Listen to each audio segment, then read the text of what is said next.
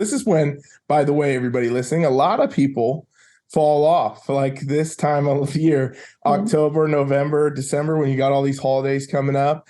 And, a lot of people have multiple holidays, right? Where they go to, they might go do 2 Thanksgivings, 3 Thanksgivings, whatever, 4 Christmases, and then all of a sudden you're having all these different things, not to mention just candy and cookies and treats all over the place. So it is a really important time to stay on top of your goals, So like, what's the first thing you want to think about coming into this, Bryanna? So I guess even hearing you say that, I kind of want to address the whole idea of the holidays, right? So it's a holiday season, but I think we should start thinking about it as a holiday, right? So you shouldn't, if you start thinking about it as a holiday season, you're going to start thinking about it as Thanksgiving, end of November, all the way through like the New Year. That is like, I don't even know, more than a month, right?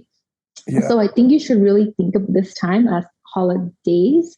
And, then you have just a few days that you have to think about being off track. So you'll have, Thanksgiving, Christmas Eve, New Year's, and maybe just a couple holiday parties. So maybe 5 or 6 actual dates instead of a whole holiday season. I think that's the first mistake people make going into the season, is thinking of it as a entire season, not just a couple of dates.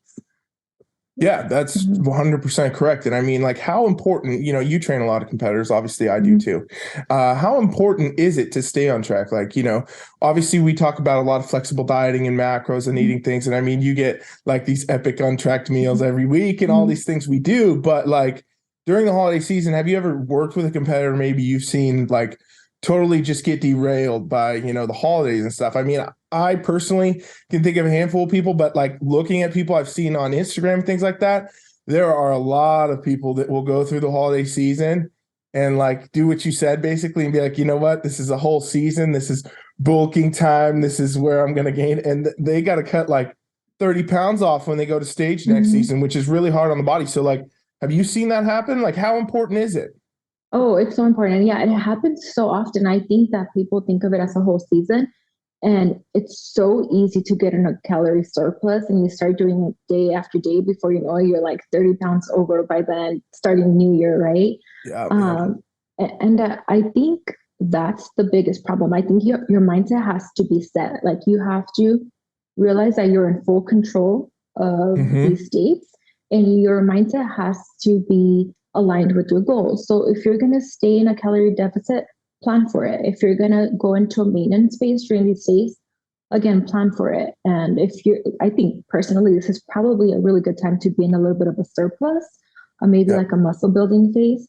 And if that's the case, then plan for that. So I think being very clear about what your goals are going into the season, right? I think that's the best way to stay on track. Otherwise, January is going to come and you're going to be starting from scratch all over again. Yeah, it can easily happen, right? Because a lot of people too, competitors, they get very used to eating a certain way. Even with macros and everything else, you get used to eating, here's my chicken, here's my eggs, here's my egg whites.